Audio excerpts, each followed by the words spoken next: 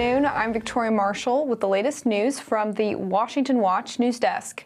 With the 2024 election exactly 2 weeks from today, both former President Donald Trump and Vice President Kamala Harris are furiously making their case to the American people as to why they each deserve their vote. At an event in Michigan on Monday, Harris was joined by former Congresswoman and Republican Liz Cheney, who explained why she would be voting for the Democratic ticket this fall. I've never voted for a Democrat. And, wow. And so the fact that I believe so strongly that in this election, we need to elect the person who is the responsible adult. I know that the vice president has had the range of experience, as vice president, as senator, as attorney general of California. She is supremely qualified to be president of the United States. Cheney's comments come after multiple news outlets report that the Harris campaign is worried that the vice president will be unable to hold on to the blue wall states of Wisconsin, Michigan, and Pennsylvania. Democratic Senate candidates in those states have been keen to distance themselves from Harris, hoping they pick up Trump voters in their race to the Senate. For example, Pennsylvania incumbent Democrat Bob Casey launched an ad last week tying himself to Trump's tariff policies.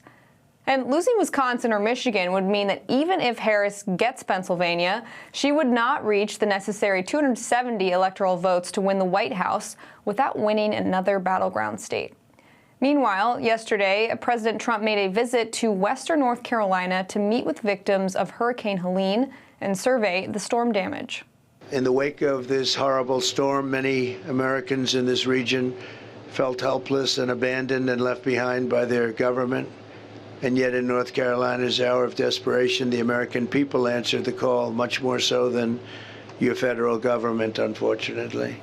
Trump's comments come as the Wall Street Journal reports that more than 15 million Americans have already cast their ballots, including 5.3 million in the 7 swing states. While Democrats are typically the ones to favor early voting, Republicans are starting to embrace the practice themselves. Data shows that while 47% of early votes have been cast by Democrats, 33% have been cast by Republicans. And in other election news, abortion has topped inflation as the #1 issue for women under 30. According to a recent survey by KFF, about 2 in 5 of a group of young voters said abortion was their top concern. In an earlier version of the same survey, inflation was the #1 concern for younger voters and women of all ages. But now abortion has topped inflation as the #1 issue for women under 30 in this election cycle, thanks in large part to the Harris campaign capitalizing on abortion and peddling false claims surrounding GOP-led efforts to pass pro-life laws around the country.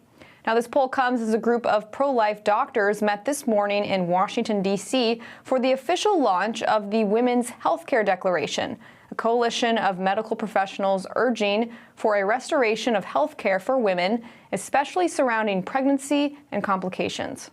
Women and their preborn children deserve the best health care possible, and they deserve accurate information about their health care, as well as the laws that impact that care. All of us can agree on that. Elective induced abortion, which intends the death of a preborn child, does not improve women's health, and many times actively worsens it. Women and physicians across this country also need to know that every state in the country allows physicians like me to intervene immediately to treat miscarriage, ectopic pregnancy, post-abortion complications, and other potentially life-threatening pregnancy complications at any point in pregnancy. For more information regarding the Women's Healthcare Declaration, you can go to womenshealthmatters.org. And those are today's headlines. I'm Victoria Marshall. Up next is Washington Watch with Tony Perkins. We'll see you tomorrow with more news.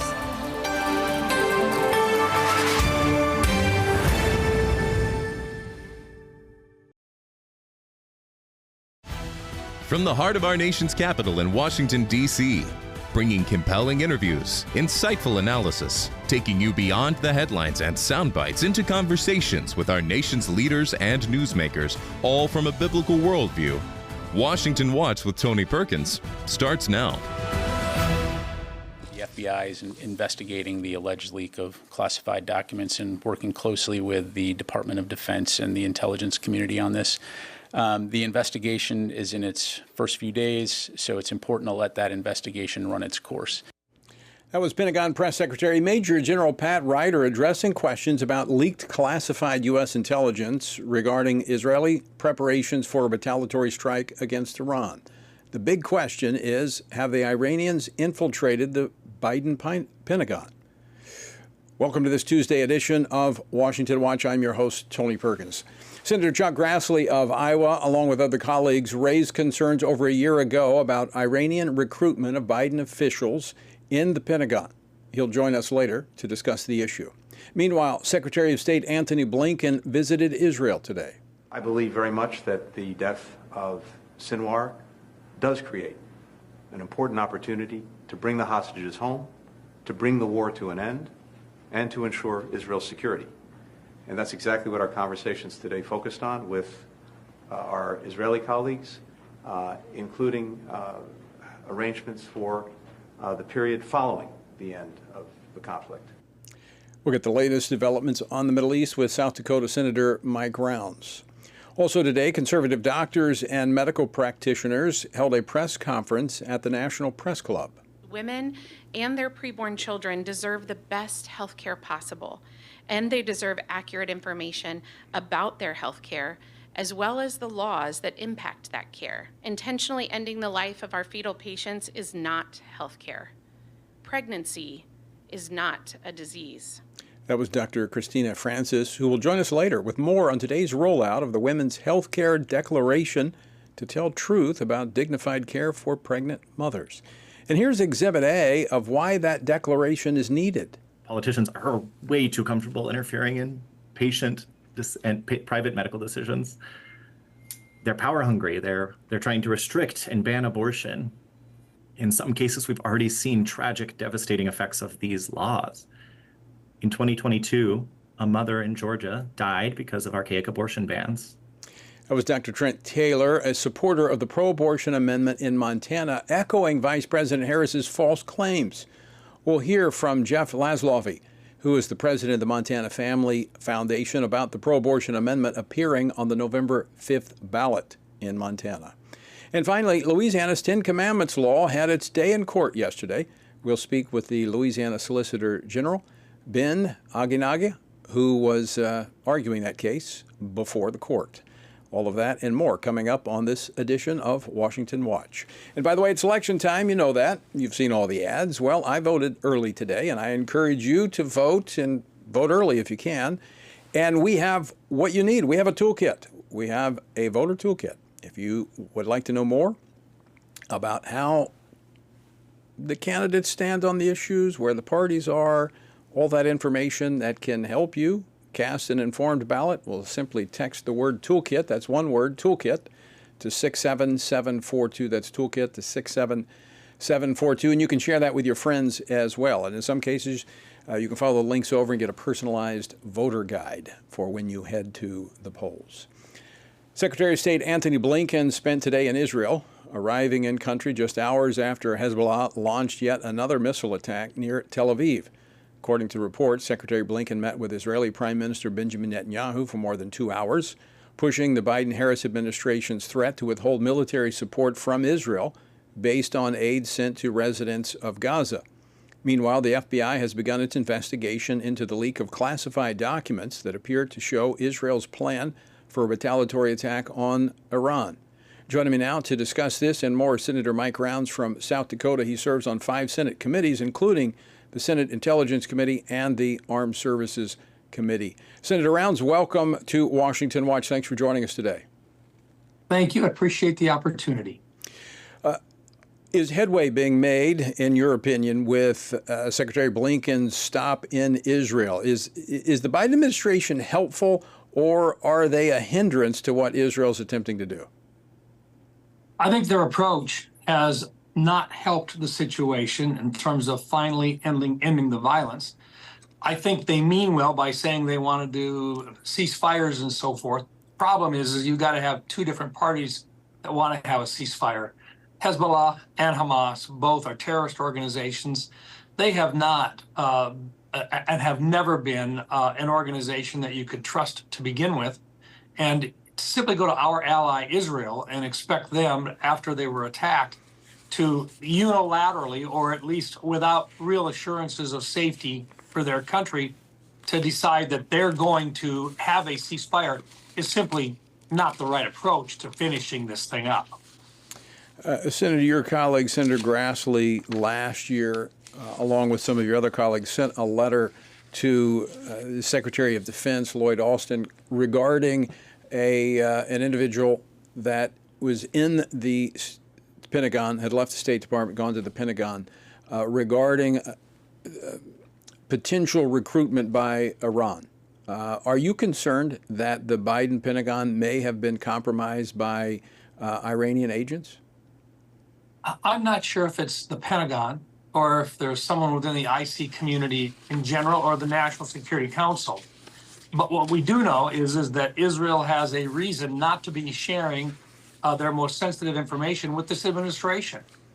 They clearly believe that there is a leak someplace. And right now, the fact that we're investigating to find out where it's at, it simply confirms, I guess, in our minds that something is going on within the administration. Don't know if it's in the Pentagon, don't know if it's in the IC community, don't know if it's National Security Council or within the White House itself, but somebody, someplace, the Israelis clearly believe is a leak. Now, I know that John Kirby has indicated that it may have been a hack or a leak. He wasn't sure which, but most certainly there is evidence that we have not done a good job of keeping proprietary information secret. And that gives Israel a real reason not to be discussing a lot of their plans with this administration until after they've executed their plans. Well, it's been over a year, but there have been concerns about Envoy Rob Malley, who was working on the Iranian nuclear negotiations. His security clearance was revoked because of mishandling of classified information, all surrounding the Iranian community, the Iranian recruitment of individuals within the Biden administration. So there certainly seems to be evidence of a track record here.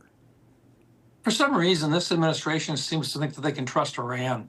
That's at the same time that we know that Iran has been trying to execute our former officers of the United States, including the former president.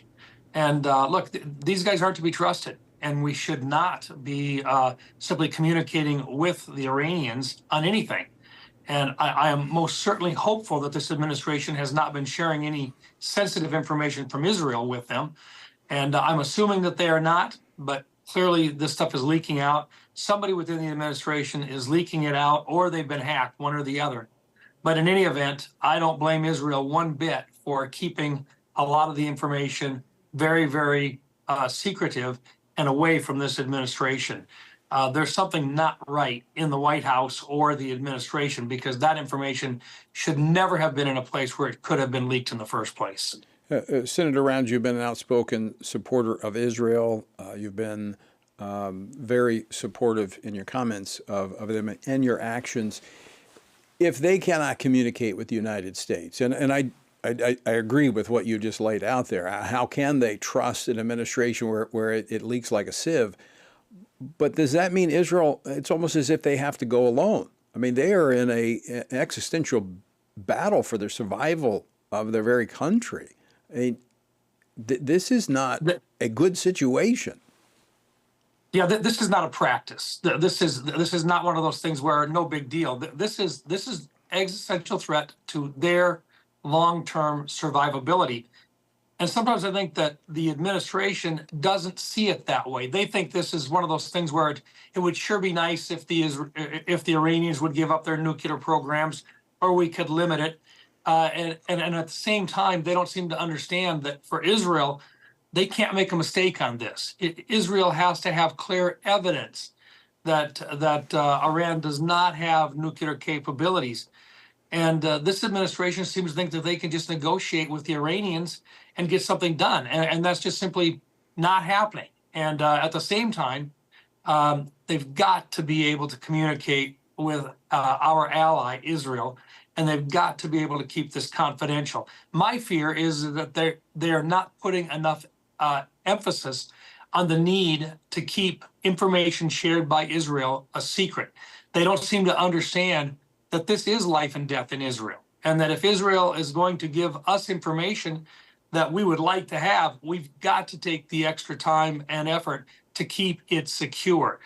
I think they're getting lackadaisical on it. It's a concern that we've got. In fact, most recently, when certain efforts by Israel to take out Hamas and and those folks in Lebanon, that information was not shared with our people, and I don't blame them a bit. But when they executed on those plans without our knowledge or without informing us, I wondered at that time if perhaps there had been a breach and they were not going to let this particular information out where anybody could have a prior warning as to what they were planning on doing. And I don't blame them a bit. If we can't keep the secrets, then they shouldn't be giving us that proprietary information.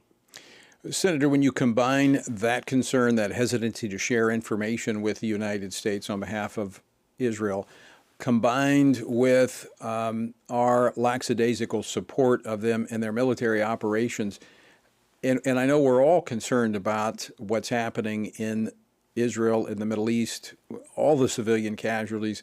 Could this have not been resolved much quicker if the United States would have worked along with Israel instead of appearing to work against them?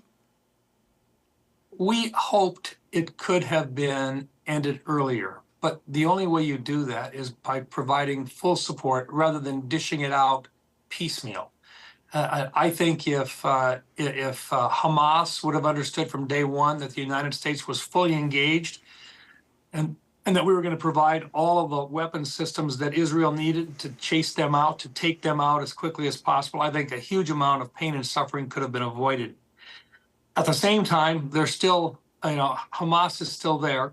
And while Israel has done their best to take out the folks who were responsible for the October 7th attack of last year, most certainly I think that we could have provided them with additional assistance in a more timely fashion. Part of it, I think, is incompetence. I think the paperwork gets in the way of this administration. And part of it, I think they intentionally slow things down. I'm not sure that their heart is in it. And that's not the right approach. Once you decide that you're in and you've chosen sides, and we have, I think having had the opportunity to help end this war more quickly would have saved lives. And you're absolutely right. Nobody wants to see the pain and suffering that's going on among the innocent victims there in Gaza, or for that matter, in southern Lebanon right now. Right. But when you've got terrorists who are using these innocent people as shields, unfortunately, you still have to go in and you have to take out those terrorists, or this thing never ends. And they're even using the humanitarian support that Secretary Blinken is over there pounding his chest about Israel letting more in. I mean, we've seen that. It's in the bunkers of the terrorists. They're using that humanitarian support to bolster their own efforts. Senator, that's right. We're up against a break. I want to thank you for joining us. Always appreciate your insights. Thanks so much. Thank you.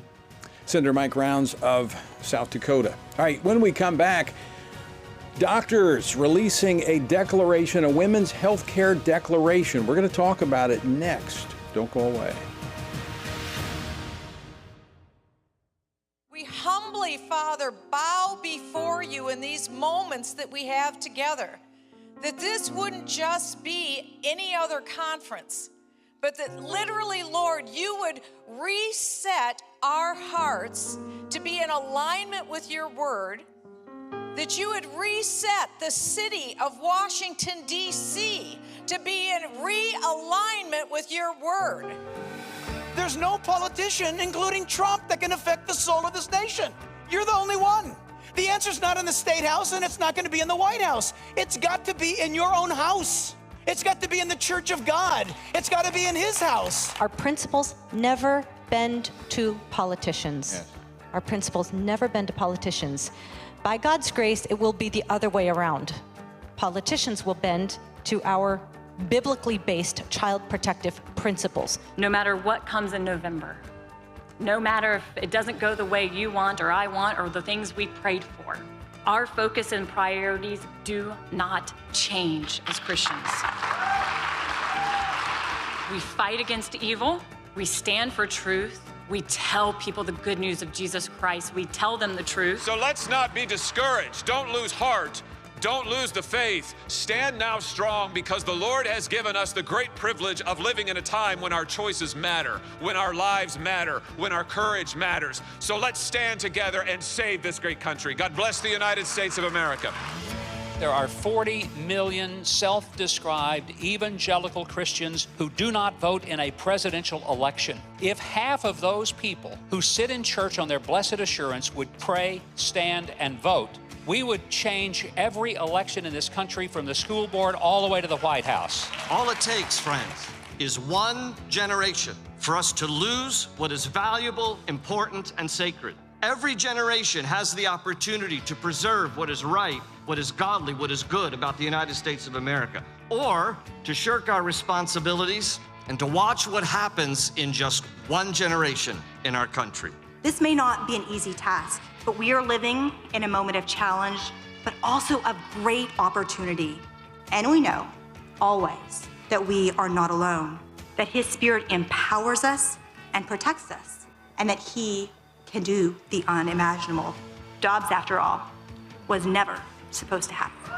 Father, we thank you. You have entrusted us with this moment in history, and I pray that we would be found faithful. And that as a result of our faithfulness to you, that thousands, millions would come into the kingdom as they would experience the forgiveness of sin and the new life that is found only in Jesus Christ. Amen.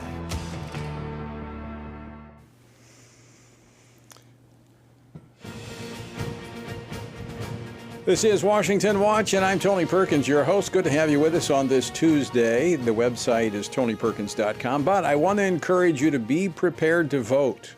November 5th is coming. Many places already, many states, many jurisdictions have early voting. I would encourage you to early vote. You never know what's going to happen. You get sick, you might have to go somewhere out of town. Vote early if you can, and we have a resource available for you. It's the Voter Toolkit. Here's what you need to do to get it. Text Toolkit, one word, to 67742. That's Toolkit to 67742. There's not only a comparison of the two-party platforms, there's a comparison of the candidates, there's also access to a personalized voter guide, depending upon where you live, and there's prayer points. We need to be praying. Remember, pray, vote, stand. So we need to be praying as we go into this election, and we've got those prayer points available for you as well. I early voted today. I went and I voted, so I would encourage you to do the same. Also, earlier today, a coalition of doctors and medical organizations announced the launch of the Women's Healthcare Declaration, which advances the truth about dignified health care for women, especially surrounding pregnancy. Now, this declaration calls for patients to receive accurate, let me repeat that, accurate information regarding abortion, and urged medical leaders, medical associations, and agencies to communicate accurately about pregnancy, pregnancy complications, and state laws. There's a lot of misinformation being pushed out by abortion supporters. They're trying to confuse and muddle the conversation, the discussion, and the effect is that women are making poor choices.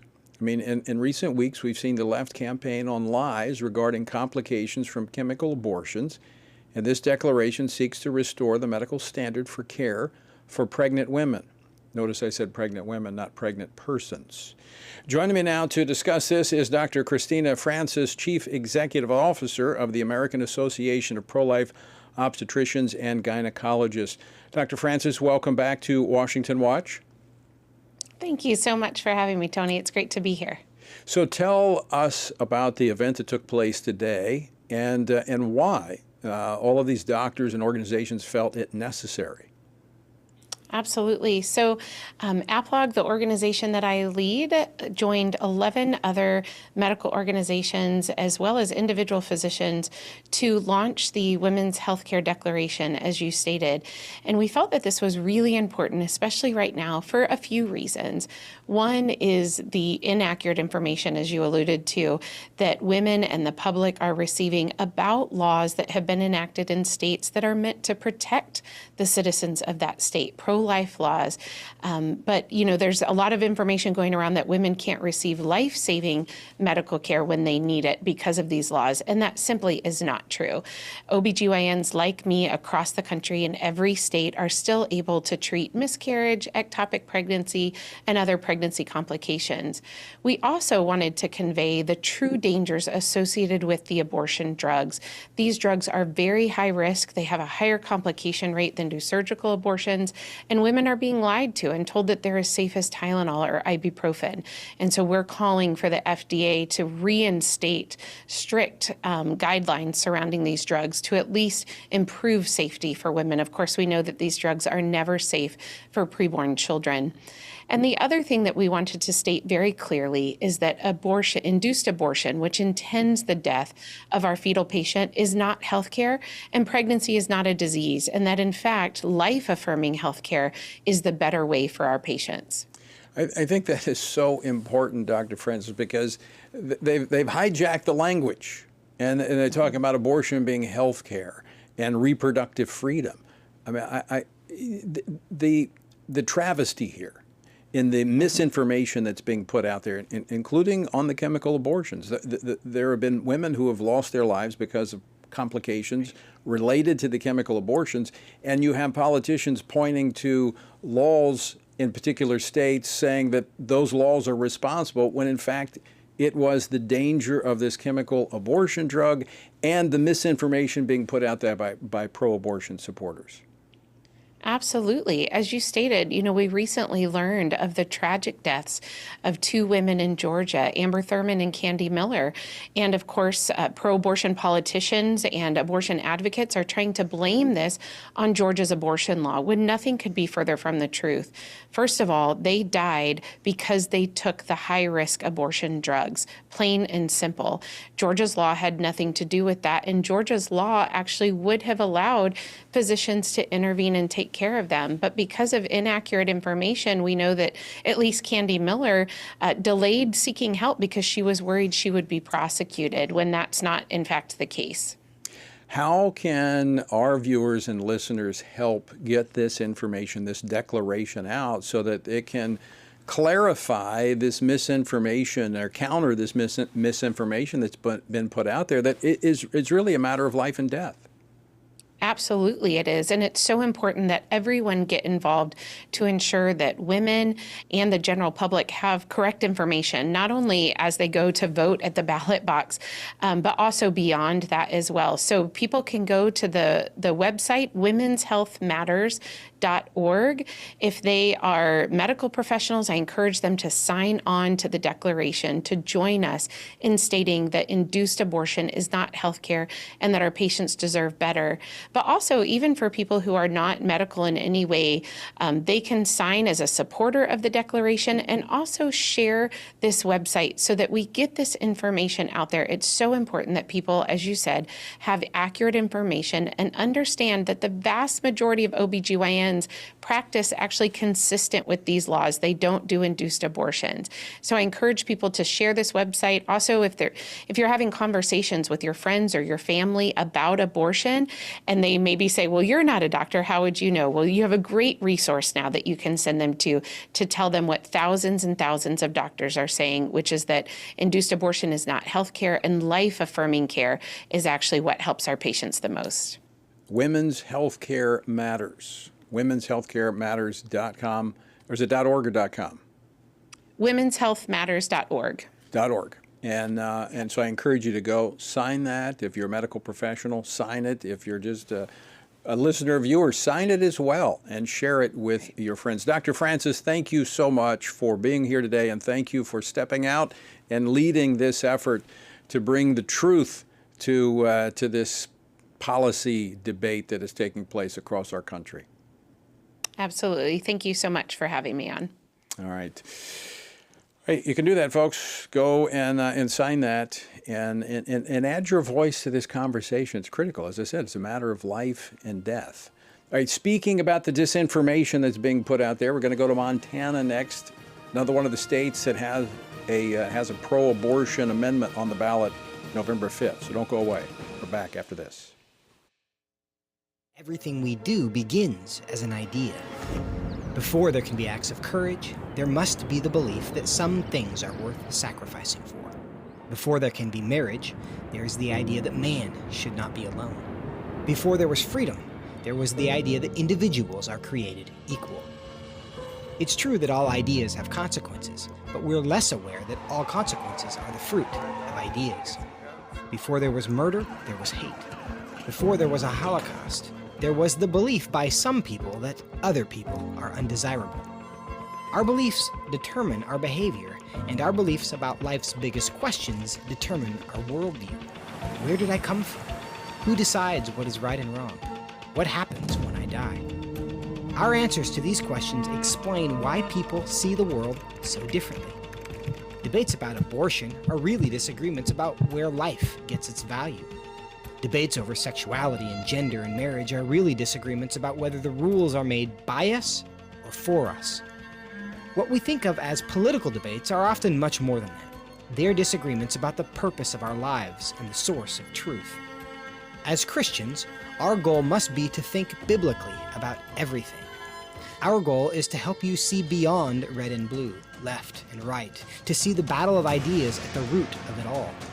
Our goal is to equip Christians with a biblical worldview and help them advance and defend the faith in their families, communities, and the public square. Cultural renewal doesn't begin with campaigns and elections. It begins with individuals turning from lies to truth. But that won't happen if people can't recognize a lie and don't believe truth exists. We want to help you see the spiritual war behind the political war, the truth claims behind the press release, and the forest from the trees.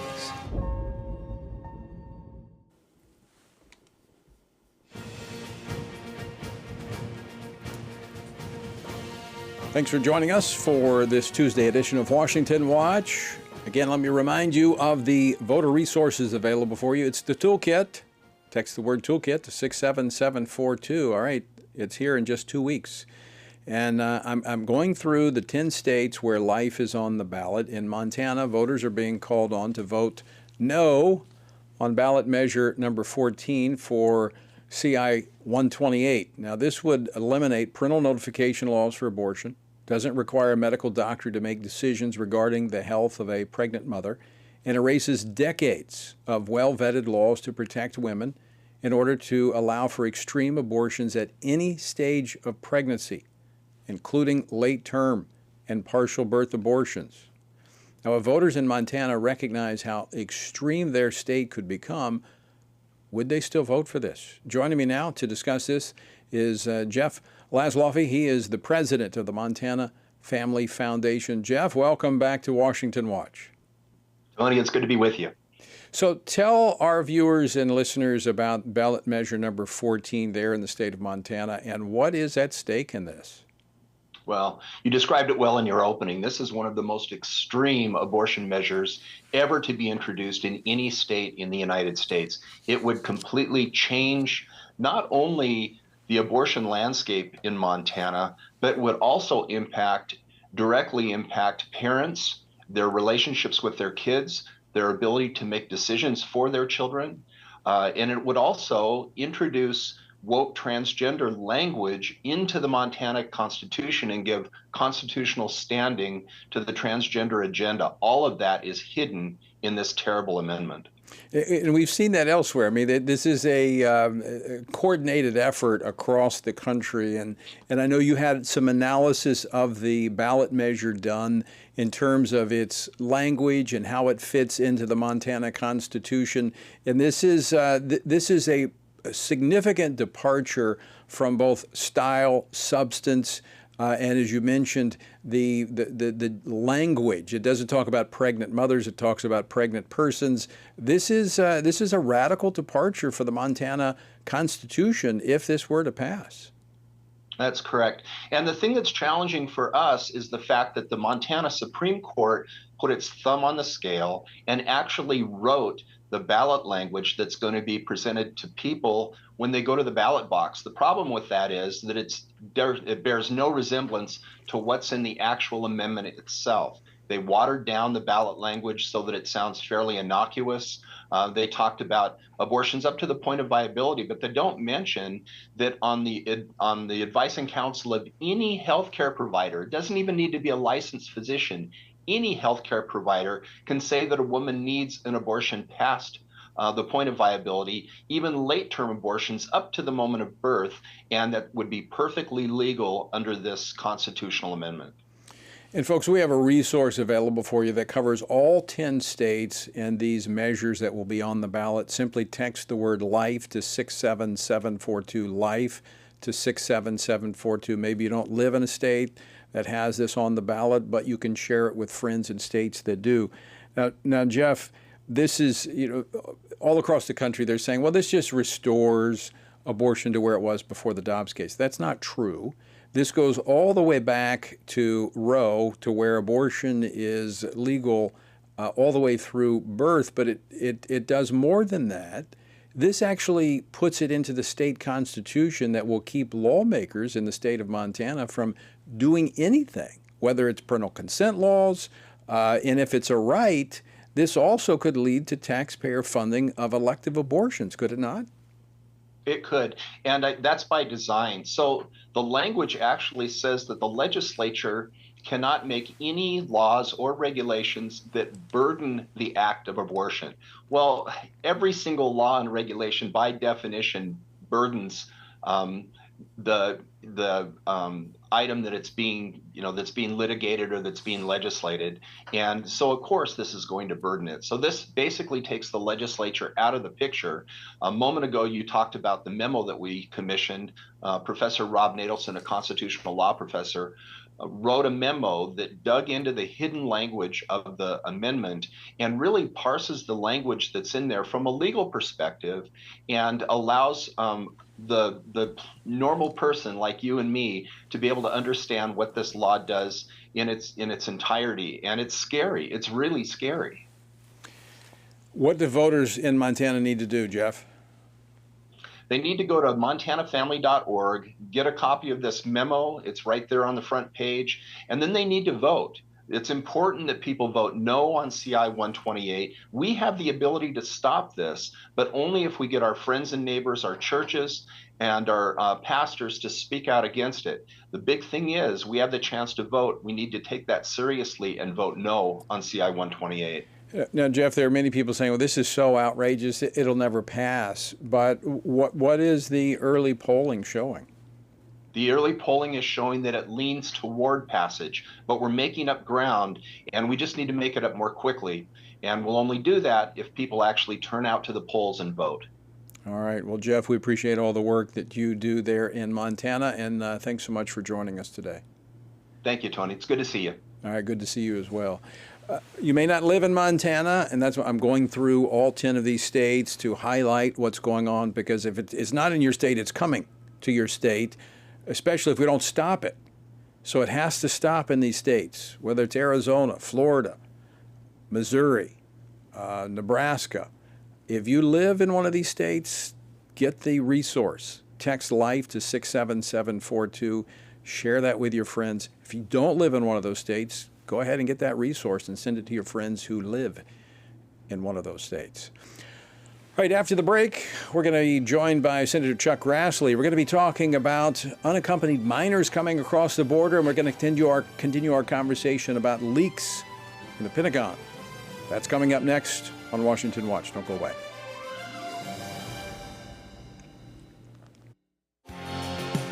Jesus said in John 15, "These things I've spoken to you, that my joy may remain in you, and that your joy may be full." In 2024, in these divided and uncertain times, how can this be possible?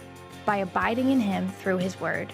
At Family Research Council, we want to help you do that, which is the reason for the Stand on the Word Bible reading plan. In just 10 to 15 minutes each day, you will have read the entire Bible in just 2 years. But more importantly, you will be abiding in Him daily. Find our Bible reading plan at frc.org/Bible. And join Tony Perkins each weekday for a 10-minute devotional inspired by the daily reading and designed to encourage you on this journey through the Bible. Listen on Apple Podcast, Spotify, and YouTube. And remember, the grass withers and the flower fades, but the word of our God will stand forever.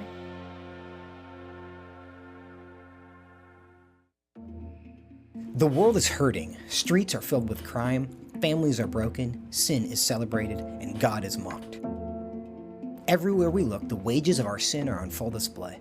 As Christians, we know that surrender to God's will is the solution to our biggest problems, but not everyone agrees. Even in church, we hear people say the most important thing is to be tolerant, that we shouldn't impose our morality on other people, and that loving our neighbor means celebrating what they do. But you can't do that. It's not that you don't love your neighbor, you do, but you care about God's opinion more than your neighbor's opinion, and this makes you different. In fact, sometimes it makes you feel alone, like you are the only one.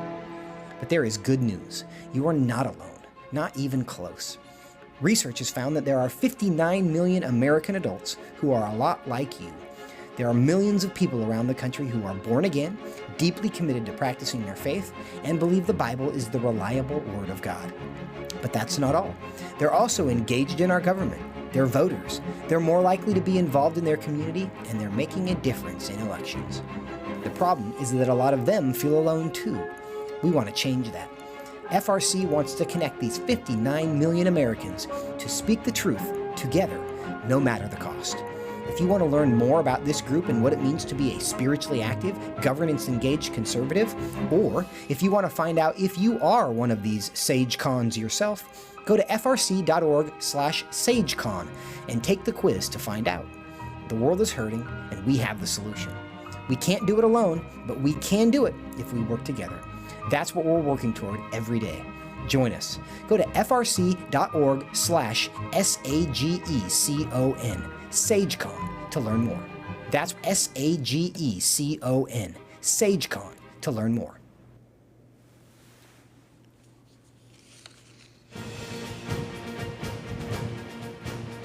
Welcome back to Washington Watch. Good to have you with us. The toolkit, it's available for you.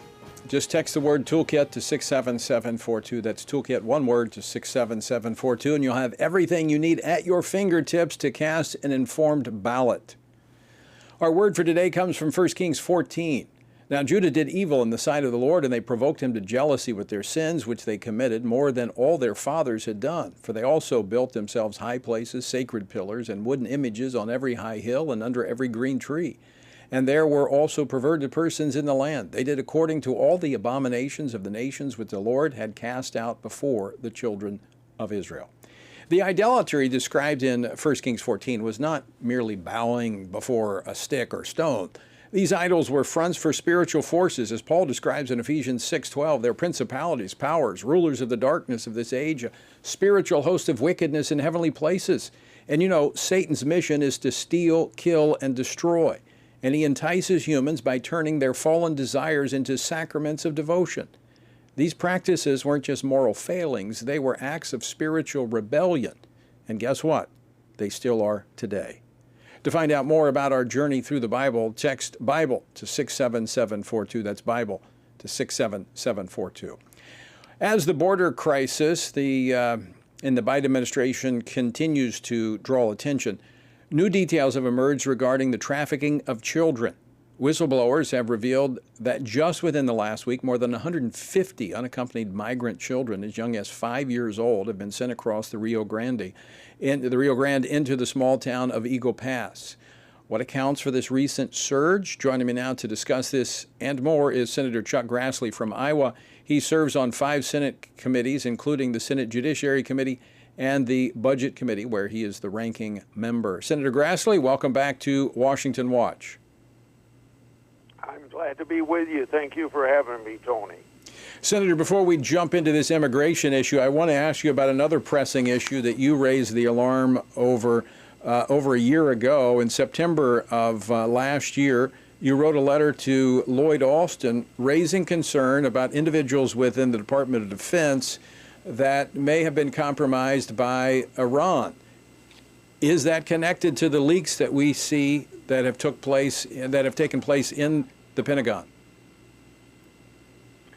Assuming that the rumors we hear that she's involved with it, I don't know whether that's been confirmed yet, but if it has been confirmed, it's highly dangerous to our country, and I hope the FBI gets to the bottom of this leak quickly because it puts lives at risk. And I've raised concerns about this employee before. The Biden administration didn't take these charges that we made a year ago seriously. And I just remember Biden's former envoy for Iran, Robert Malley, was caught mishandling classified documents himself. Right. And one thing's for certain, personnel's policy, Biden's soft on Iran approach has made our world less safe, and you can bet that Harris would bring more of the same. Well, I just think if this proves to be true and you raised these questions a year ago and they didn't act on it, that makes this even more egregious. I want to move to the other issue that you've been sounding the alarm over, and that is the issue of migrant Before children. You do that, can I say that Senator Wicker and I sent a letter today trying to get to the bottom of this thing. So I'm involved in a second letter as well. I just wanted to get that latest information in. Well, we'll continue to track that as those come available. My point is, you were on top of this over a year ago, and let me. Did you get a response when you sent this letter to Lloyd Austin in September of last year? No. Tragic. If in fact this proves to be true, this is dereliction of duty. This should be something that should be on the front pages of every newspaper in America. It should be, yes. Let's talk about another tragedy, and that is how children, migrant children, are coming across the border unaccompanied, and they're being lost. The Biden administration is losing them. We're finding them into forced labor and sex trafficking. How significant, how big is this problem? Very, very big, by tens of thousands. And the law requires that the administration, any administration, report to Congress on the status of thousands of unaccompanied minors. Federal law requires Department of HHS, the Office of Refugee Settlement, to annually report. And in these 4 years of the Biden-Harris administration, there's been no report to Congress, and they're supposed to tell us how much money's been spent, how many kids are involved, and the location of these kids, and the status of them. And the whole idea is to protect the welfare of the kids who are here without their parents. Otherwise, they wouldn't be unaccompanied minors. The idea is to make sure that these families are vetted where they're going to go. And we've had an example of a family going to a family connected to a gang. I think that was in Ohio, someplace in Ohio. And I think it was an MS-13 gang as an example. And the whistleblower that brought this information to me has been taken off of that job. And so we got these bad actors, and they're capitalizing on the Biden-Harris open border policies and using kids as pawns. And once they're here, the Biden administration's not looking out for their welfare and their safety the way they should. Senator, I want to go back to what you said. They are required to report to Congress on the status on this, and you've requested that, and you've not gotten that information. Is that correct? Yeah, and even Cotton and I provided legislation that should have passed the Senate unanimously to get these reports. In other words, just passing a law to emphasize what the existing law was, and the Democrats wouldn't bring it up because I'm sure it's embarrassing to them. At one time, Trump, when he was president, was castigated for when maybe 1,500 unaccompanied children could be accounted for. In this particular case, it's probably 85,000 that this administration and the press isn't paying any attention to it. You've mentioned two things here just in our conversation where you have requested information or information was supposed to come to you as a United States Senator from the state of Iowa, as a ranking member on an important committee. And you're telling me that they basically just thumb their nose at the Senate and say, we're not giving you that information. Is that an accurate portrayal?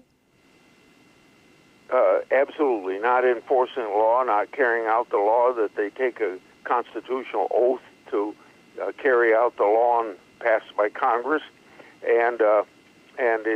But listen, this is something the executive branch under both Republican and Democrats are not fulfilling the law. There's hundreds of reports to Congress that are necessary and accounted for by law that we never get those reports. This is just one example, but the bad thing about this example is the kids are in the custody of the federal government to make sure that they're in safe places, and our government doesn't even know where they are, and the government's supposed to report to Congress where they are, and they obviously, as we've said 3 times during this 5-minute interview, we don't get those reports. Right. And the tragedy is they're saying their open border policy is compassionate when in fact it is the furthest thing from compassion when they've lost these kids, forced into labor and even into the sex trade. Senator Chuck Grassley. I think the cartels are making more money from child trafficking and human trafficking than they are from drugs. That actually, the data would show that that is true. Senator Chuck Grassley, I want to thank you for joining us today. Always great to talk with you, my friend. I appreciate all the work that you do on behalf of children and families on Capitol Hill and across the country. I'll be back with you if you want me again. Absolutely. Goodbye. I got you on speed dial. All right. Yesterday, U.S. and this is just to put a bow on that, if I can, tragic. And this is, as he pointed out, it happens more frequently than not that the executive branch, these huge government agencies, just pay no attention to Congress. This is, and they have an oversight role. And that's one place the media is supposed to work to help expose this. This is what we're trying to do here on Washington Watch, because the legacy media is a part of the left. Anyway, I'm going to wrap this. I'm going to move on to our next topic here, because yesterday, U.S. District Court heard arguments and testimony regarding a Louisiana state law requiring public schools to display the 10 Commandments in each classroom. Now, a lawsuit was filed against the legislation by attorneys representing a group of Louisiana parents, as well as Americans United for Separation of Church and State and the Freedom from Religion Foundation. An expert witness for the plaintiffs attempted to downplay the historical impact of the 10 Commandments in the history of the United States. So what does this have to do with the First Amendment, which Louisiana lawmakers are confident this law follows? Joining me now to discuss this is the Solicitor General for the state of Louisiana, who argued before the court yesterday, Ben Aganaga, who is joining us now from Louisiana. Solicitor General, thanks so much for joining us today. Good afternoon, Tony. It's a pleasure to be here. Thank you for having me. So, Ben, tell us about yesterday's hearing. Well, it went well, and it was long. We were there from 9 o'clock in the morning all the way till 5 p.m. The judge was very engaged with the parties on both sides. As you just noted, there was an expert testimony that dealt with an evidentiary question, and the afternoon was all about the merits of the lawsuit. Threshold question, should this lawsuit even be in court, given that there's binding Fifth Circuit precedent that says this is actually not right because there are no displays on classroom walls, and so nobody knows what they look like, and thus a judge doesn't have the facts it needs to decide the case. And then we went on to the merits, which you alluded to, and as we told the judge, this law is plainly constitutional. There are applications of this law that are consistent with the First Amendment, and thus it should withstand legal scrutiny. So we're excited to see how it went, and we're excited to see the judge's imminent decision in the case. You're confident, as well as the Louisiana lawmakers who advanced this, that the recent Supreme Court decisions on religious freedom and expression open the door for schools to do just what this law calls for. Absolutely. I mean, I think one of the things, and this should not be a controversial proposition, one of the things that the legislature recognized in this legislation and that the Supreme Court has recognized, that the Ten Commandments have historical significance as one of the foundations of our legal system. And I say that's not controversial because there was a decision called American Legion from the Supreme Court in 2019 where you had 5 justices. You had Justice Alito, Chief Justice Roberts, and Justice Kavanaugh, and you had Justice Breyer and Justice Kagan who joined in that statement that the Ten Commandments have historic significance as one of the foundations of our legal system. And so the legislature was well within its means to say we would like Louisiana students to understand the role that those commandments played in the foundation of our system. And that's what the legislature sought to accomplish through the legislation. Now, Ben, yesterday in the court, the opponents of this brought forth a quote-unquote expert witness, Professor Stephen Green, who was associated with Americans United for the Separation of Church and State. He was special counsel for them. He said that there's really no connection with the Ten Commandments and the founding of the United States. Number one, was his testimony relevant? And number two, was his testimony accurate? No to both, Tony. I mean, the first point is it's not relevant. The Supreme Court has never said that an expert gets to dictate how a federal judge does his job in deciding what the law is. And so that was our whole point, is the court shouldn't even be considering this as expert testimony because that kind of testimony is simply inappropriate in a case like this. But number two, he's just inaccurate. I think one of the most telling points of the examination of that witness is that when asked if his opinion was directly contrary to binding Supreme Court precedent, he said yes. He admitted on the stand that his view is directly contrary to what those 5 justices in American Legion said about the Ten Commandments. And I think as a factual matter, anybody who's been to Washington, D.C. would reject his opinion out of hand because Moses and the Ten Commandments are all over Washington, D.C. They're in the Supreme Court courtroom. They're on the gates, the doors to the courtroom. They're in the House.